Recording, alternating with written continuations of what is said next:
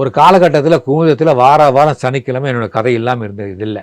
நீங்கள் ஜாப் விடல. நீங்கள் இல்லை நான் இப்போ என்னோட பிஸ்னஸ் நான் முதல்ல பார்த்தீங்கன்னா ஸ்கூல் டீச்சராக இருந்தேன். அதுக்கப்புறம் ஒரு கட்டத்தில் ஸ்கூல் டீச்சர் வேலையை விட்டுட்டு அப்பாவுக்கு துணை, அப்பாவுடைய ஏஜ் கருதி அப்பா போன டூரை நான் போக ஆரம்பித்தேன்.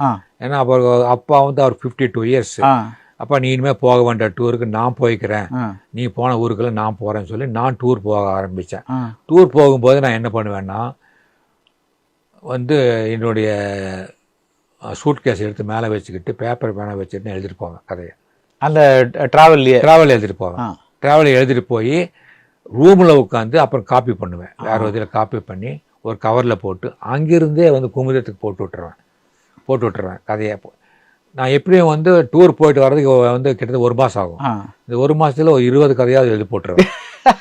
ஒரு காலகட்டத்தில் குமுதத்தில் வாரம் சனிக்கிழமை என்னோட கதை இல்லாமல் இருந்தது. இது இல்லை.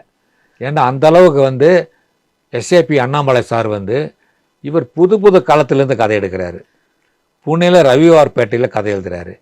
நாசிக்கில் பார்த்தீங்கன்னா கோதாவரி பற்றி எழுதுறாரு. அப்புறம் ஹைதராபாத் பற்றி, செகந்தராபாத் பற்றி எழுதுறாரு. ஹூப்ளி பற்றி எழுதுறாரு. கதக் பற்றி எழுதுறாரு. நாக்பூர் பற்றி எழுதுறாரு.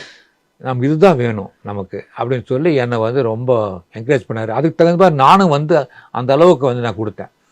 கட்டபிரபா அணைக்கட்டில் ஒருத்தி. உங்களுக்கு கர்நாடகாவில் கட்டபிரபா அணைக்கட்டு ஒன்று இருக்குது.